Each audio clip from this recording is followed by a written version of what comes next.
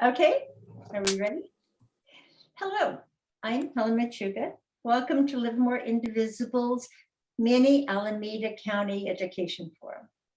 Mini, because we put this together quickly after realizing that not only that most of us didn't know about these jobs a year ago, 2 years ago, had no idea what they did, and we still don't. So we know they're important. The superintendent county board deal with a lot of money. They impact our students. And so it's very important, and we need to be informed voters so we know what to look for in a candidate and to vote smartly. So we encourage you to listen to the candidates and do your own research before you determine your vote. We've asked the candidates if they're willing to answer questions that were not asked that are not going to be asked during the forum. And if they are willing to do so, if they add an appropriate email in the chat for the audience to use to email them later on. And so candidates, if you would do that sometime this evening.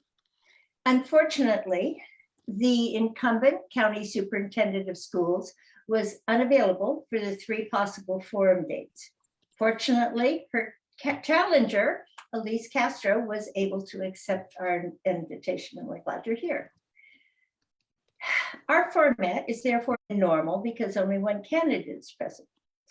I'm going to begin by reading, and because there's no way I can paraphrase this, the official description of the Alameda County Office of Education, the ACOE, and the job description of the superintendent.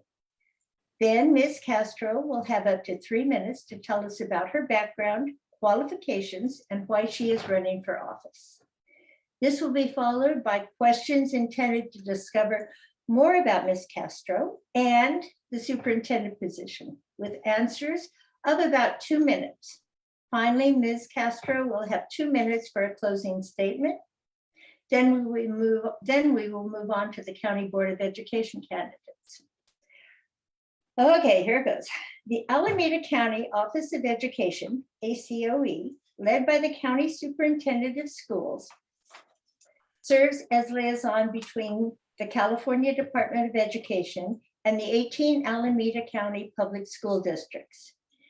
ACOE oversees district budgets and directly operates schools that serve Alameda County's most vulnerable students. For instance, court schools at the Juvenile Justice Center, community schools that serve foster youth, students in substance abuse treatment, and more. During the first of COVID relief funds were often given to the County Office of Education to distribute to the schools in their districts, and the ACOE worked with the County Health Department to determine safe reopening dates. So that's what the General County Education, Office of Education does. What does the superintendent do? And I'm sure this is just a small amount. The county superintendent is the chief administrator of the county's 58 counties, including Alameda. That person is elected. L.K. Monroe, the current Alameda County Superintendent, was elected in 2014 and re-elected in 2018 after running unopposed. This year, she has a challenger, Ms. Castro. The county superintendent role is governed by the state education code, which grants that person the responsibility of overseeing district budgets and visiting and reviewing schools. Every year, the superintendent and staff review school districts' interim budget reports and issue a rating of positive, qualified, or negative, based on whether the district has enough funding for the current year and subsequent years. If a district faces financial instability, the county superintendent can implement stricter oversight and pressure district leaders to address budget deficits. And I believe Oakland is in something of a problem right now. And I just think I remember reading that somewhere. All right. So Ms. Castro, if you would like to start, why are you running? What are your qualifications, your background? Okay, thank you so much, everybody, for putting this together and for coming out to learn about what I call the most important education job that absolutely no one has ever heard of. So I'm Elise Castro. I am 26 years as a public school educator. I've been a middle school and high school teacher. I've been a principal, mostly of continuation and alternative schools. I have taught school resource and finance at UC Berkeley in the Graduate School of Education for a number of years, and I currently operate the county school system for San Francisco County. As Helen mentioned, because basically they've already fallen out of the school district. So that's juvenile hall, boys ranch, expelled youth, and dropout recovery and prevention programs, as well as pregnant and parenting teams. It's a whole bunch of small schools for very high needs kids. I have a motto when I went into educational leadership. My motto is that my job is to make your job possible. That's what I'm here for. I am here because the job of teaching, the job of learning, the jobs in education are hard, and they are darn near impossible currently. And it is my job to make your job possible. And that motto is really like a sound motto for a county office in general, because a county office is a safety net. It's an extra layer of protection that is there to catch kids who are falling out of districts, like because they're detained or expelled, but it's also there to catch educators and whole schools and even whole school districts when they are struggling and when they are in danger of falling out. And it's that approach of support and that history of being effective in support that is why I am supported by teachers. So I am currently supported by the California Teachers Association, including the Alameda County Teachers Association, including Pleasanton, Dublin, Oakland, Hayward, Fremont, every district in Alameda County, as well as California School Employees Association, as well as Labor Council. Folks who understand that this job needs to be about support are looking to me to provide that higher level of support. And the reason is that more support is available. We currently invest at least $25 million of school money into this office every year, and it is mostly being used on a compliance agenda. But what it can be used hall, but all the way into our high schools, our middle schools, our elementary schools, replacing police officers on campus with social workers, embedding partnerships with community-based agencies that do wellness and mental health, which is a huge priority and need for our kids coming back from pandemic right now, and to really recruit and retain educators, not just teachers, but teachers' aides, bus drivers, nutrition aides, everybody, to refill our very strained educator pipeline right now. And ultimately, to use the fiscal authority of the county superintendent to break the cycle of school closures that is hollowing out some of the neighborhoods that need schools most. So these are all things that are absolutely possible. These are things that can be done by a county office. I currently work in a county office, which gives me a lot of visibility into what other counties do. And most folks in Alameda County has just never seen a strong county office. They don't know what they can be asking from their county superintendent. And ultimately, like, I'm here because in the last few years, I have been opening programs, creating new supports, and we can do that same thing here in Alameda County. Great, thank you. All right, so your first question, which I think you've touched on some already. Many voters have little or no understanding of the purpose of the county Office of Education. Why do you view it to be a critical organization in Alameda County? And what is the most beneficial relationship between the superintendent and the County Board of Education? So it's sort of a two-part question. Yeah, okay. So the purpose of any county office is really threefold. It's to actually superintend the schools for the kids in the county system, so those highest needs kids.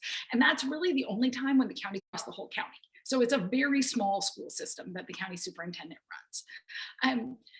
The other thing is to supervise and approve the budgets and accountability plans of all 18 districts across the county, which is a pretty technical role because that's governed by ed code, though again, it can be done in a compliance modality or it can be done in a partnership modality.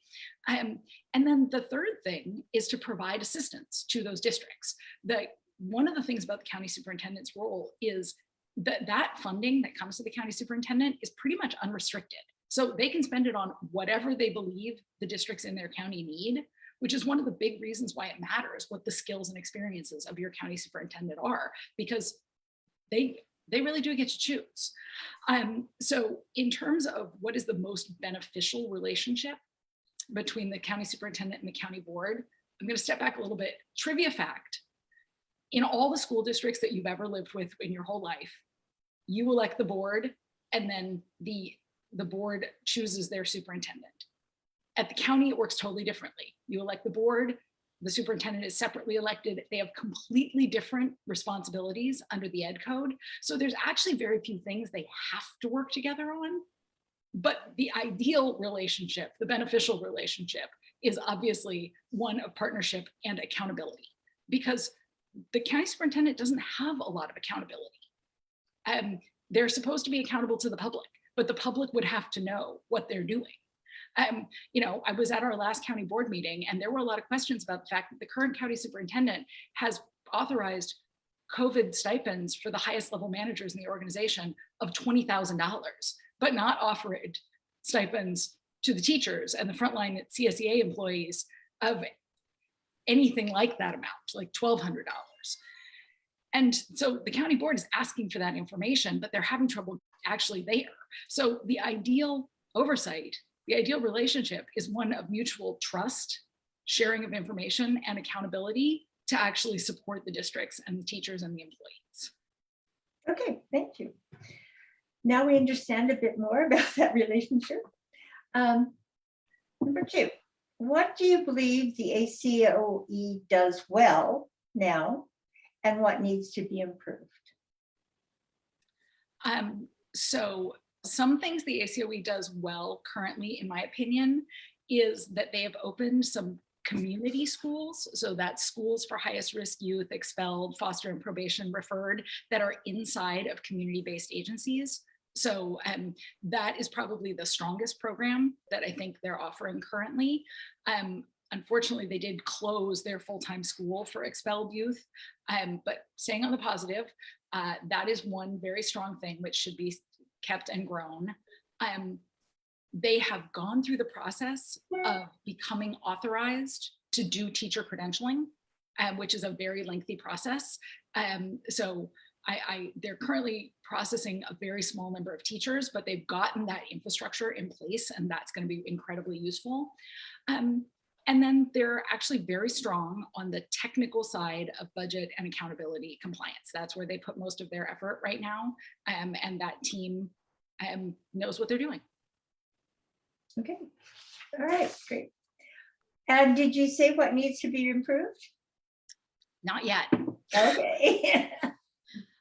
So unfortunately, we run in Alameda County a totally minimalist county office of ed. So we don't currently offer a full-time school for expelled youth. We've cut our arts integration programs. We've cut our STEAM program. We've cut our robot. When the state wants to roll out new initiatives to districts, they don't usually offer them straight to districts. They turn to the counties and say, please write a grant for this. And there are literally millions of dollars in grant funds that most counties collect that we are not applying for nearly as many as we could. I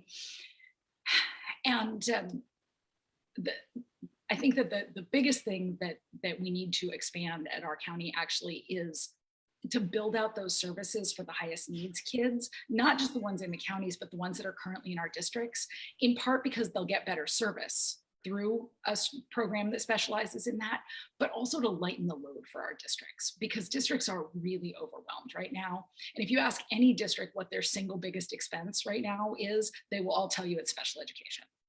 And counties are authorized to operate their own special education schools, and we don't choose to do that. but we could open them tomorrow.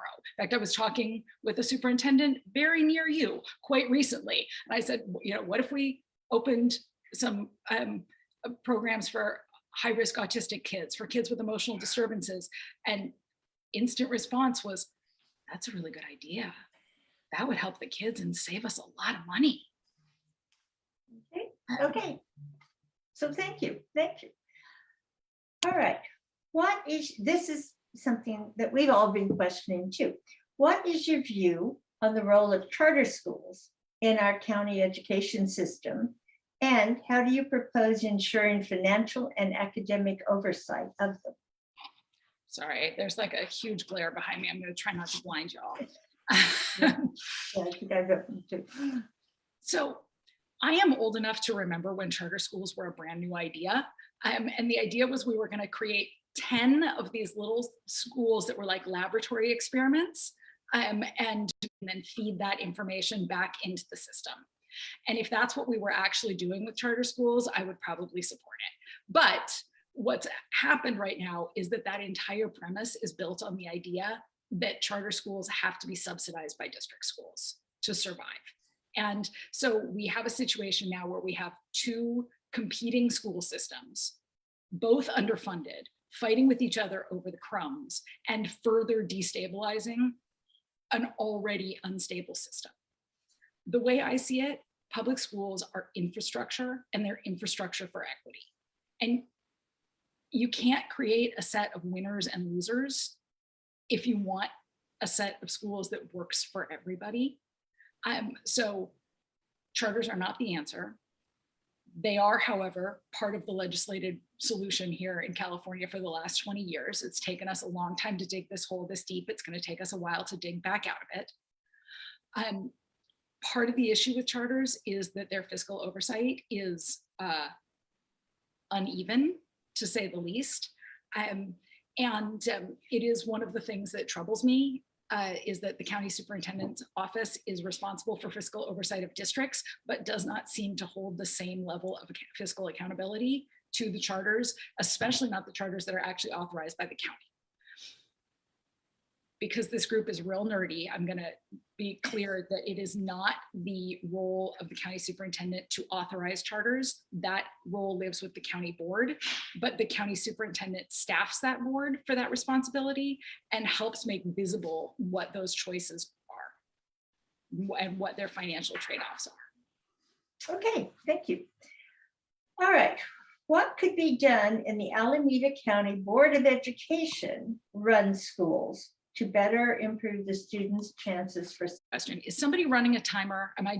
I'm sort of doing okay, it on my. You'll tell me if you've been doing pretty well. Okay, good.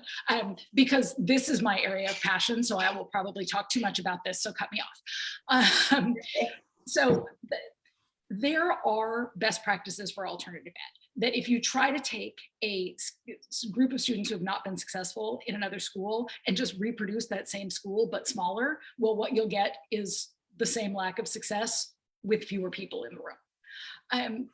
That what we need to be doing is really embracing personalized learning, because all of our young people in the county schools come to us at very different points, very different academic skill levels, very different credit earning levels, and they have really intense social emotional needs that have to be addressed in school as well. Like one of the questions I sometimes ask when I'm working with the faculty is, if we waved a magic wand and made all of these students at grade level tomorrow, could they return and be successful at a traditional high school? And the answer is always no.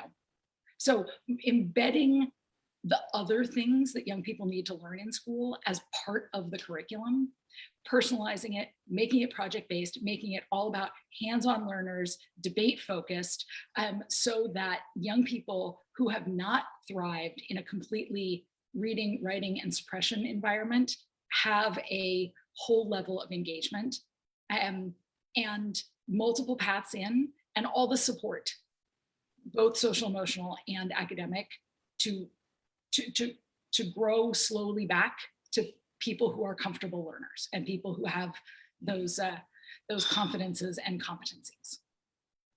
Okay, You did great. There are a couple of questions in the chat. That one is rather long. Please remember, if you do emails in the chat, so you can ask them questions that might not be able to be asked now.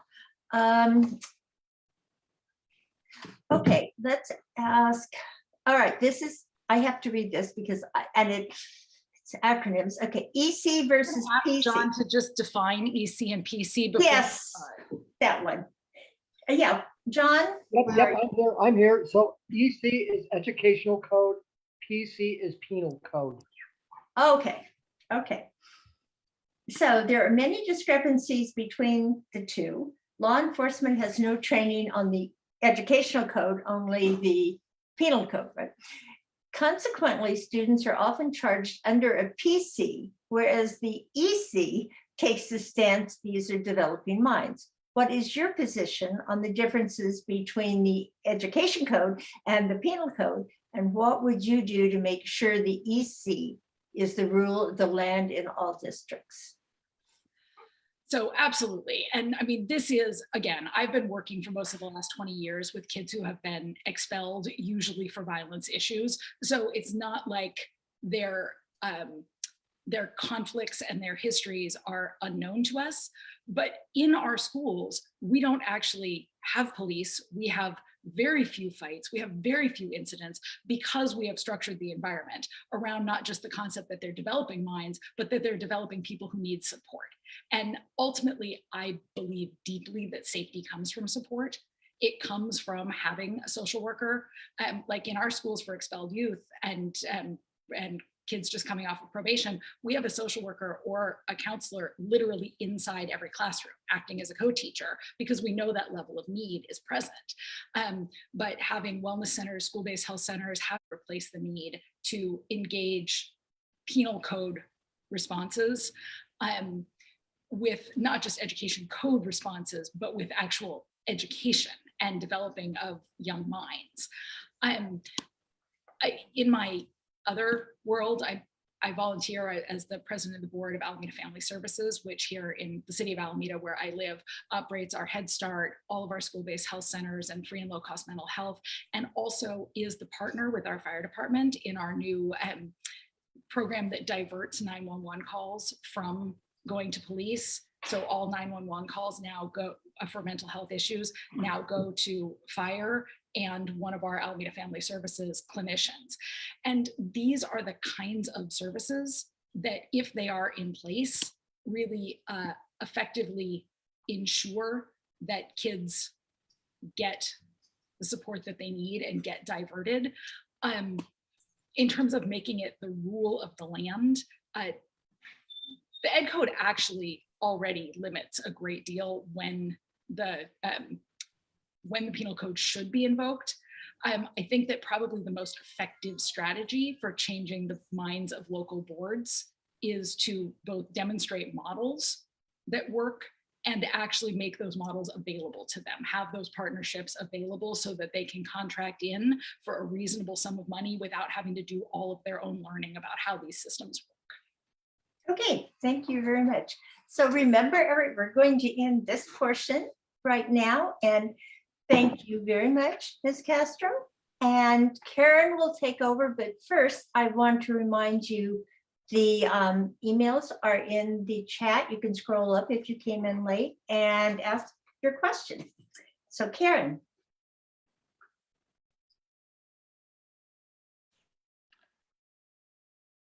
Thank you, Helen. And I'm going to give a short overview of my interpretation of what the Alameda County Board of Education actually does. The main objective of the Alameda County Board of Education, as indicated on their website, is to work with the county superintendent of schools to establish the direction and priorities for the Alameda County Office of Education. Some general duties of the County Board of Education are established in the California Education Code. These include, but are not limited to, approving the county superintendent's budget, reviewing interim financial reports and the annual audit, approving the salary of the county superintendent, serving as an appeals body for student expulsions inter-district transfers, and district charter school petition denials and non-renewals. They also adopt courses of study for some programs and evaluate program effectiveness. They approve and oversee charter schools that the board has authorized. And they adopt rules and regulations for the board's own governance. The Alameda County Board of Education has 7 trustees, each representing a different area of the county. Area 7 represents Livermore, Dublin, Pleasanton, and Sunol, and a small school near Mountain House. The trustees serve 4-year terms, and elections take place every 2 years. The trustees for areas 1, 4, and 7 are up for election this year, and the other 4 seats will be up for election in 2024. Area 7 trustee, Yvonne Serrato, is not running. The candidates running for Area 7 are Cheryl Cook-Callio, Kate Dow, and Eric Dilley. We are fortunate to have 2 of the 3 candidates at our forum, Cheryl Cook-Callio and Kate Dow. Unfortunately, Eric Dilley had an unexpected and unavoidable conflict and cannot attend. I will begin by asking our 2 attending candidates to provide their opening statements of approximately 3 minutes to tell us about themselves and why they are running for Area 7 trustee. This will be followed by questions where the candidates each have 2 minutes to answer. And finally, the candidates will give their closing statements. I will alternate who goes or is questioned first. For the opening statements, Ms. Cook-Callio will go first, followed by Ms. Dow. Ms. Okay, Cook-Callio? thank you very much. I hope everybody can hear me. And just as a point of order, if you came in late, we probably need to repeat our email and our websites because you can't access something that was posted prior to you coming on. So I went ahead and put mine in the chat again. I really appreciate you all having me. I know this took a lot of work, and I appreciate Livermore Indivisible and the profound effort that you all make to make sure that people are informed. I grew up in Alameda County. The only time that I lived outside the county is when I was going to language school in Mexico and when I was in college. I actually taught for 40 years in the community in which I grew up, which is really it's a wonderful, wonderful thing to be able to do. I have taught Spanish, I've taught drama, I've taught English, I've taught social studies, but my love and advanced placement government, we the people. I loved my job. I loved every minute of it, and I love government. And so part of what I did from the time that I became eligible to vote at 18 was to encourage others and educate others in the policies and the process of government and how to vote and why you should vote and becoming informed. So this whole thing is very dear to my heart. I have a BA degree in history. I have a master's degree in United States history with an emphasis on the US Constitution. I hold 3 teaching credentials, and I have done a number of administrative and other types of jobs, not only in teaching, but also in the community as a community activist. I was on the Pleasanton City Council from 2006 to 2014, which gave me another peek in terms of how a government budget works. So I saw it at the local school level, I saw it at the city level, and I hope to be honored with being able to see it at the county level. And I think understanding budgets is really important. It's interesting because I have a long history both at the state level and at the national level as being someone who is a civic education expert, I would often get people to call me and ask me, would you run for this? Would you run for that? That's how I ended up on the city council. And this is what I do when somebody asks. I think about whether or not I could be effective. I have a lot of time. I do a lot of volunteer work. And when I was asked this time numerous times, I sat down and made a list and I thought, this job has my name on it. I'm very fortunate to have a very strong relationship with a lot of electeds in the area, which didn't come necessarily from me being an elected, but from me contacting them on behalf of my students or encouraging my students to contact them when I was in the classroom. That was my 3 minutes. And so basically I'm wanting to run because I think I'll be effective, and I think I'll be the best person for the job. Thank you. Ms. Dow? Thank you, Karen, and thank you, Livermore Indivisible, for having me today. My name is Kate Dow, and I'm running for the board position because I am a parent of 3 school-age kiddos. I have 1 in high school and 2 in middle school. And we've been through the gamut of different educational environments through the years, starting with public school, going to private school, back to public school. And as a parent, I know what I want for that our kids get what they deserve. As an educator and having founded a small micro school, for the past 5 years, I have been working and looking for innovative ways to serve our students and our families. We've implemented numerous e-learning tools and platforms that allows our students to study at their own pace and rate. We've introduced and integrated so many different hands-on project-based programs into our curriculum that allows them to do really cool things like building rockets, coding and programming robots, creating their own businesses by learning entrepreneurship, and being involved in the arts, learning how to sew. These are all really important things to provide for our students because the students will be interested and they'll have fun. And when that happens, learning becomes natural and it's very organic. Also, as an educator, I work alongside teachers and administrators to help balance and manage the budget, introduce and improve on our dynamic curriculum, also making sure that our parents and our communities are involved in all of our plans. So our priority is always on the students, and we feel that when our students are happy, they're able to learn and they're able to grow in a healthy manner. And then lastly, I'm also a business owner who has run a successful after-school learning program for the past 16 years. We help students in grades K through 12 improve in their math, their reading, their writing skills by meeting the students where they're at, not based on their grade or their age. So we customize an individual academic plan for each of our students to make sure that they master the work before they move on to the next level. So with all of my experiences as a mother, as an educator, and as a business owner, I have learned that all of our students are really different and unique, and they have different needs. And so it's really up to us as the adults to come together and work collaboratively to find solutions to help our young people prepare for the future, whether it be in college or for life in as a working adult.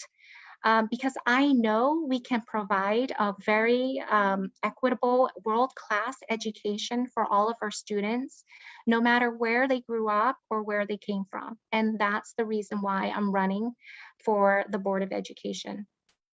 Thank you, Ms. Dow.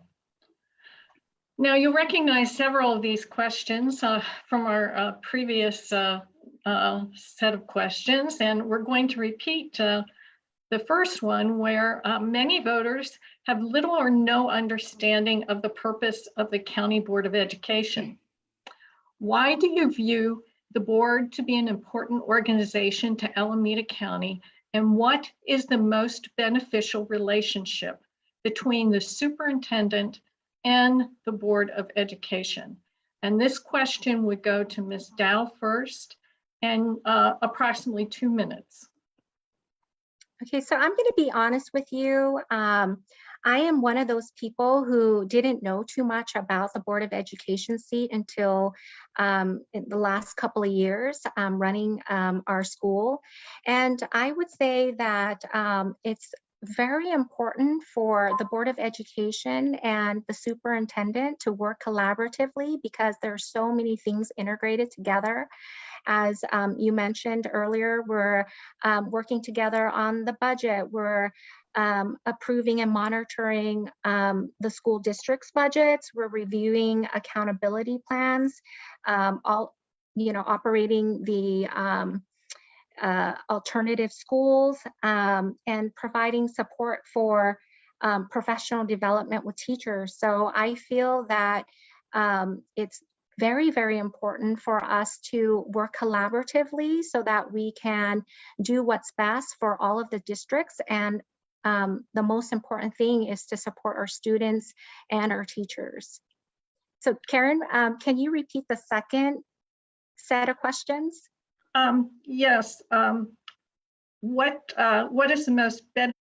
Yeah, so I think if we work together and we're collaborative, then for sure, I think that we can find ways to create a budget that works for everyone who uses. I think it's important to get funding back into the classroom and fill the needs of the students and the teachers. Thank you. Ms. Cook-Callio, would you like me to repeat that question? Go ahead and read the question again. Yes, please. Many voters have little or no understanding of the purpose of the County Board of Education. Why do you view the board to be an important organization to Alameda County? And what is the most beneficial relationship between the superintendent and the Board of Education? I think that it is probably true that most people don't know what many elected boards do. And it is very hard to, even if you attend council meetings or you attend school board meetings, you go to the county board, you're stepping into a conversation that has already existed and sometimes for months. I think for that reason, whoever is your area representative needs to make sure they are a liaison not only to the community but to the local school districts. And so when something happens that something came up that affected Pleasanton School District on a meeting about 3 or 4 times ago, I happened to mention it to the Superintendent Hagelin. He hadn't heard about it. It would be that person who represents that area's responsibility to say, this is coming up. We need more information. Is this something you're interested in? So that liaison to the community is very important because most people don't have time to dig deep into every agenda and to look at every budget and understand what that relationship is. Now, having said that, there needs to be a good communication relationship between not just the county superintendent, but also the staff. You rely on staff that are experts oftentimes in how budgets are constructed. Many times they may be experts in education code. It's almost impossible to know everything once you're elected, but you need to know who to ask. You need to know what questions to ask, and you need to make sure you've got that communication open with staff and the county superintendent so that that collaboration can happen. It's a very odd relationship between the county superintendent and the county board, but a collaborative relationship would help with governing the county schools, with making sure that charters are, the oversight for charters, our special ed kids are taken care of, making sure that that prison to pipeline isn't enlarged, that it's constricted. But that all relies on not only the representative being a good communicator with the community and what they need, but a good communicator with the other board members and a good communicator with the staff and the county superintendent. Thank you. The next question goes to Ms. Cook-Callio. And it is, do you see a need for a change of direction or priorities in the Alameda County Board of Education? I think that certainly an adjustment I would like to see. Because of my work statewide and because of my work specifically on the new state seal of civic engagement, which became available to all students last year, I have had the opportunity to visit county offices' websites. And I can see on those websites how easy it is for teachers, not just that are part of the county schools, but also the local school districts, can access information that's helpful to them, either how to access not just the state seal of civic engagement, but any other literacy seal or foreign language seal that's available. I would like to see the website that not only explains available professional development, but also is easily accessible to teachers.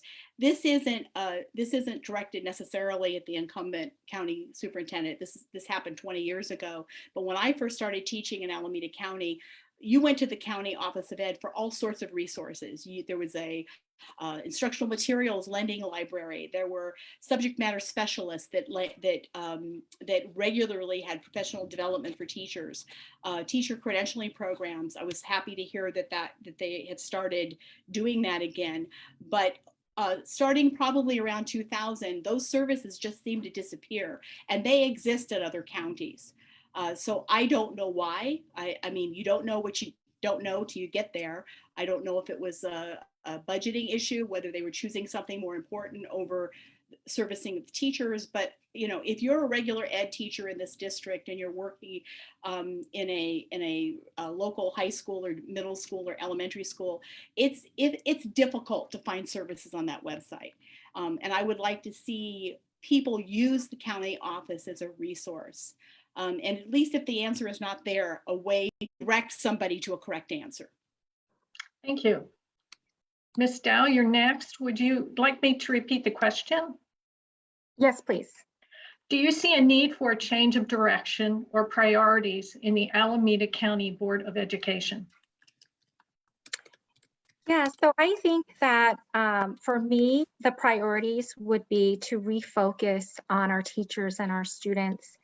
I know that attracting and retaining quality teachers are a challenge for us right now. There might be a lot of teacher turnovers in other schools. And so I want to make sure that we focus on building and retaining the talent pipeline that we have and recruit the teachers with competitive packages to keep them in our districts. And then I want to make sure that our spending is transparent, it's responsible, and ultimately benefits our students and our teachers in the classroom over administrative expenses. I know also from experience as a parent, sometimes in the past I have felt disconnected and didn't have the avenues to really share what I needed for my own children. So I would love to prioritize better relationships with families, with schools and the districts so that we can support our children. And also even create programs that will allow working parents to be able to have childcare for their kids, before and after schools or even during breaks, because a lot of our families are working long hours and through holidays and things like that. So parents really need more support, and I would prioritize those things. Thank you. Now the next question is for Ms. Dow. What is your view on the role of charter schools in our county education system? How do you propose ensuring financial and academic oversight? So I believe in a free, open enrollment, nonprofit charter schools can serve our community well, and that these schools, if they have a proper partnership with us, collaboration, and adequate accountability, and I believe that we need to require accountability and transparency from our charter schools and hold them to the strict standards of excellence like we do any school in our county. So I would support them, and I think that in general, honestly, I support any school if they're good. If it's a good public school, good private school, good charter schools, I would support them. Thank you. Ms. Quick-Callio, would you like me to repeat the question? No, I think I have it. Okay, thank you. Charter schools, first of all, there are many paths for a student to get a good education. I mean, there's a different journey for each student. I think that public charter schools should be held accountable in the same way that any other public institution is held. Their budget should be transparent. We should know how much they're paying teachers. We should know how much they're paying administrators. We should know where the money goes, and we should know.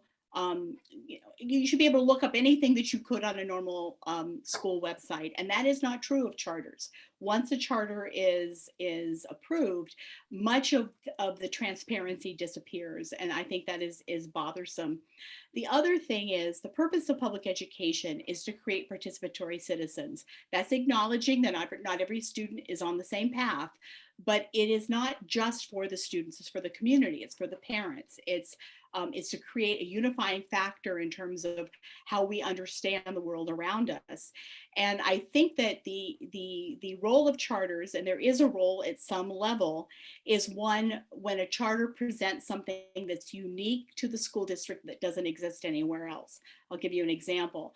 There was a charter that I was aware of a number of years ago in Southern California called Rosie the Riveter Charter School. And what it did at that time, I'm not sure if it's still in existence, but it was a high school for young women who were interested in the trades. That makes sense to me because that doesn't exist anywhere else. But when you do what you've done in Oakland, which is part of the problem Oakland has, and that is put charter schools next to public schools, and the charter isn't producing better outcomes than the public school, you're draining public school children into something that is less transparent and less accountable than a public school. And I think that's a problem. And I think that one of the ways I think I could be effective is that I do a lot of conversations with people in the legislature policy, and some of those things need to be changed. I mean, when you have a bad actor in a charter community, that harms good charters, and it really harms the public schools in the area. And you often don't have the ability to do anything about it until the harm to the students and the families is so bad that they'll never get those years back. And some of you may have experienced that in our area. So I think that you have to be very careful about thinking that just because you have school choice, that you're getting a better school. I don't think that always is the case. Thank you. The next question goes to Ms.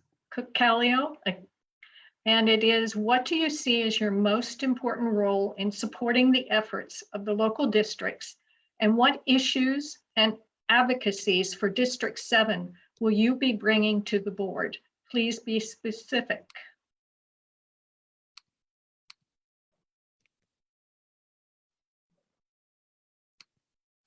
Was that me or for Kate? That is for you, Ms. Cook-Callio. I beg your pardon. I'm sorry. That's fine. That's fine. Okay. We're playing ping pong back and forth. I know. I just, in my head, I thought I just answered the question. You okay, did, thank you very much. You were at the end of the last one. Right. I got it. I got it. Would you like me to repeat the question? No, I think, okay. No, I was listening to the question.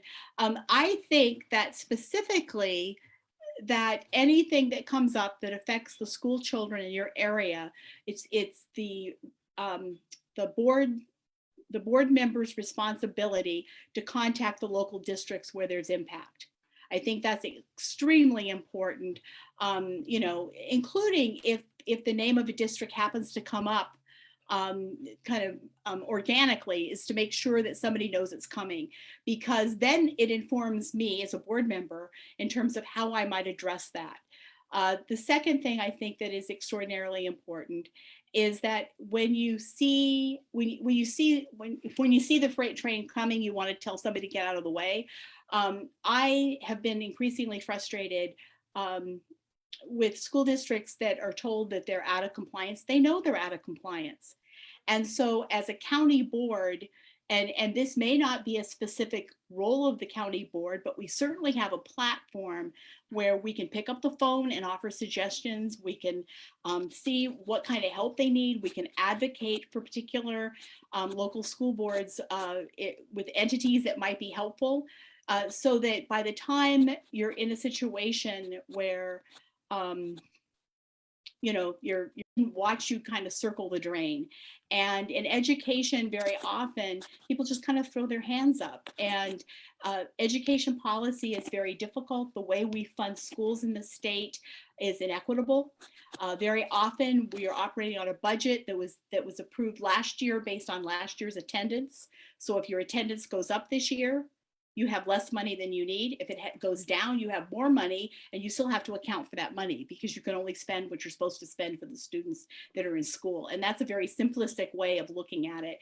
But I think it really is incumbent for that board member to say something, either as a county-wide comment, but certainly to pay attention to those school districts that are in the area in which I hope to represent. Thank you. Ms. Dow, I will repeat the question. Thank you. What do you see as your most important role in supporting the efforts of the local districts? And what issues and advocacies for District 7 will you be bringing to the board? Please be specific. Okay, thank you. Yeah, I definitely agree with what Cheryl has said. I think that if there are any issues relating to any local school districts, I would work together to notify them and let them know what those issues are. And then in addition to that, I think, we're all in this for students to improve our educational environment for our kids, to improve the working environments for our staff, our teachers, our administrators. So I feel like we're all in it together. We're here for them. And so I would do everything I could to help with any issues that would come up. And furthermore, as a person, as a board member, I would come in and listen to the problems, listen to what the issues are. And I know together with the other 6 members who are on the board, we could come to find solutions for whatever those issues are. And if we can't find solutions for it, we can ask for help. So I would say come in, be a good listener, be a good collaborator, be a good friend to each other. And because we're all in this together. So I would help any of the local districts, anything that would impact the students, because we are here for the students. Thank you. A question in the chat. This will be the final question.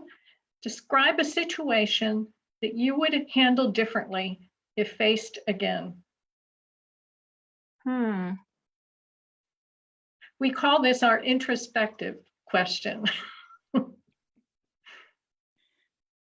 That's a tough one.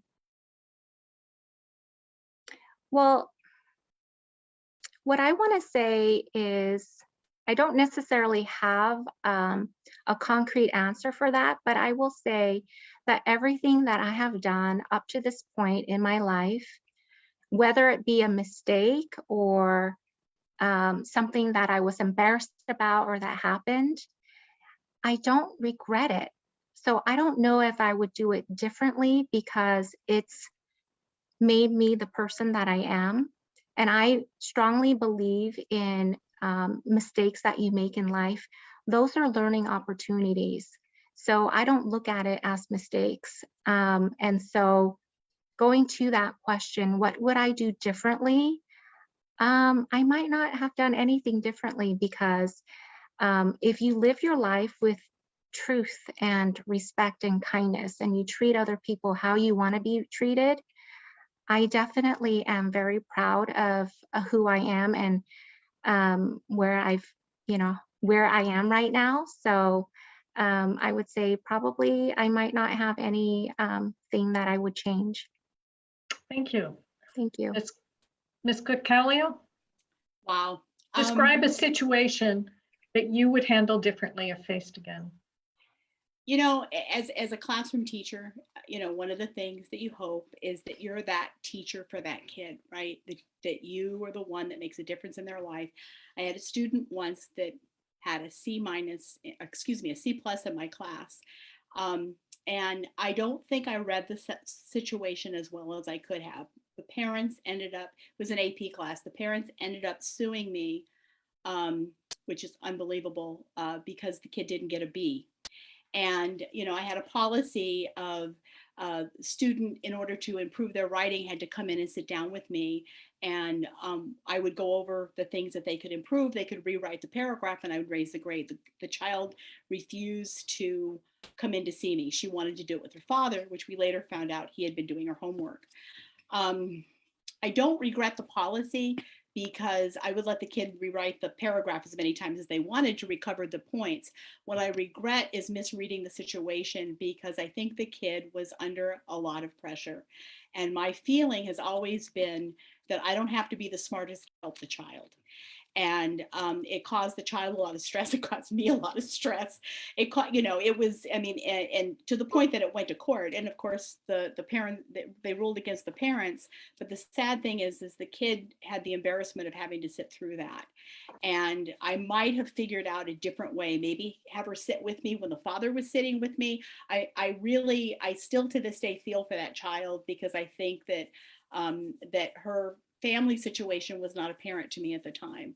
And I think she was under a lot of pressure to exceed or succeed in a college level class that she may not have been ready for in a situation where she was inundated with extracurricular activities. And, you know, I learned from that later in terms of how I couched things, but I've always, you know, I see her on Facebook every once in a while and I feel badly for her because I think it caused her undue stress. And, you know, it's not the grade, it's what happens to the kid. And I would do that differently. Thank you. That concludes our questions. What we would like to do is to have 2 minutes of closing remarks, and we'll start with Ms. Cook-Callio. Now I started with my opening, so you want me to start with the close also? Yeah. Yes. Okay. All right. Great.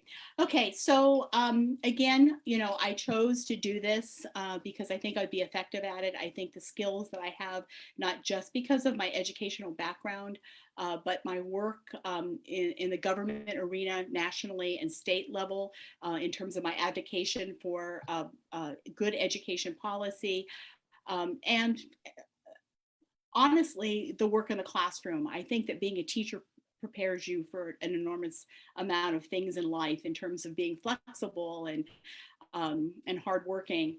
I had 4 children go through schools in Alameda County, Sunol, Glen, Pleasanton, and Livermore. So I missed Dublin, but I tried. And so I have dealt with a number of different types of philosophies in terms of education, and I've dealt with different learning styles with my own children. And I think that made me a better teacher, but it also made me understanding of what parents might tell me. Very often, the most important thing you need to do for a parent, for an administrator, for someone who's in crisis, is just to listen to them before you say anything. I hope that you go to my website, which is www.cookcallio.com. I'd love if you would endorse me. There's a donate button. There's a follow Facebook. Thank you for the question in the chat. I'm happy to talk to you anytime and answer any questions that you might have that is specific to you or general to the entire county. And I really thank you for your time. This is so valuable, not only for me, it's important, but also for you all to hear the candidates and get a feel about how we work and what kind of elected officials we will be. So thank you. Thank you. Ms. Dow, your closing remarks. Yeah, so as I mentioned earlier in my opening introduction, I am a mom, first and foremost, to my 3 wonderful children. And, you know, I started on this journey with them wanting the best education. And so we started in the public school, we did the private school. And I want to share with you now that, you know, my kids struggled. They struggled in school. They weren't happy. And as a parent, I felt the need to research, figure out what I can do for them. And that led me to open and found my micro school now that we run in Livermore. And I tell you, a lot of families and friends thought I was crazy. They said, Kate, why are you doing this? This is, they never heard of anybody opening and finding their own school. But I felt that I needed to do this because I wanted my kids to learn to be independent. I wanted them to enjoy school and to be happy. And, so through this whole journey, that's where I learned about the individualized attention that kids need and how unique everyone is, and how project-based learning can really make that retention of education strong, and it's not about memorization. And so all of these things, and we're really lucky right now to be serving our other communities in lots of different cities and towns. We have students from Livermore, Dublin, Pleasanton, and then also from San Ramon and Fremont and Danville and Alamo. So we thought we're serving other counties too. And I just want other people to know that, as a mom, I went above and beyond for my kids. And as an educator, now we have so many families that we're serving, and I want to continue to provide and offer the best education for them. And I realize that we have been really lucky, and there are a lot of other kids who don't have access to this type of education, and that's why I'm running. I'm running because I want to make education more equitable for all of our students, not only in this county, but hopefully in the country. And I want to do that is to support our teachers, to support our schools, and to use the budget that we have for those priorities. That's why I'm running. Thank you. I want to thank both of the candidates who came to this forum. Thank you, Ms. Cook-Callio, Ms. Dow. Thank you very much for participating. Thank you. That concludes the Board of Education portion of the forum, and I'd like to turn it back to Helen for some closing remarks. Okay, my first closing remark is an apology to Elise Castro. I just realized we became involved in the PC versus EC question, and I totally forgot to give her closing remarks. Well, she was not feeling well and left a little bit early, so I can't get back to her, but we'll try to make up to her for that. We want to thank the candidates for joining us and shedding a lot of light on the county positions. I feel I've been to a college class now. I know so much more than I did before. We also want to thank our audience who sacrificed a portion of their Friday night to join us and to become more informed. Please do your research. This is for everyone. Visit the candidates' websites, attend meet and greet activities, watch forums. All of ours are on, oops, I think Elise just showed up. Anyway, just a minute, Elise. Attend meet and greet. Try to find out as much as you can about every candidate who's out there. All of our forums, our previous and this one, are recorded on YouTube and available. For the first time in years, we have several open positions in our county, as well as positions facing challengers that have been unchallenged for quite a while. So please consider your votes carefully. And can we go back to Elise just for a minute so I can give you closing remarks? Sorry. Oh, absolutely. Thank you, everyone. I was double tasking away from the computer, obviously. So I really want to say thank you for spending your Friday night here, or for people who are watching this on video, for caring enough to follow up about this obscure but incredibly important office. And I do say that since most folks don't know anything about what their county office does, I really encourage you to look to the people who do, and to California school employees who are asking for this change. The folks who work most closely with the office are asking for a new level of leadership. So we need to be there for them, and we need to give them that support. Thank you.